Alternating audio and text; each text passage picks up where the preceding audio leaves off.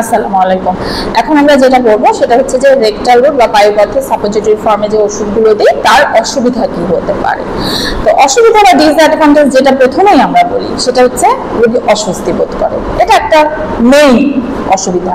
তাহলে আমরা কি বলবো যে patient may be embarrassed, patient খুবই অস্বস্তি বোধ করে। আর দুই হচ্ছে রিপিটেড যদি এই রুটে ওষুধ দেওয়া হয় তাহলে কিন্তু রেকটাল ইনফ্লামেশন অথবা প্রদাহ হওয়ার চান্স আছে। সো 2 নম্বর হচ্ছে rectal inflammation may occur with repeated use.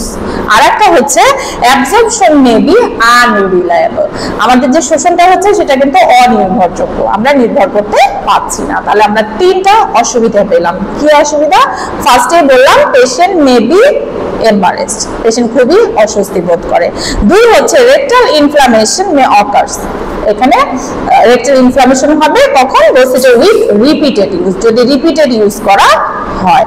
আর একটা হচ্ছে অ্যাবজর্পশন মে বি আনরিলায়েবল, মানে আমাদের যে শোষণটা হচ্ছে সেটা হচ্ছে অনির্ভরযোগ্য। বোঝা গেছে? ধন্যবাদ।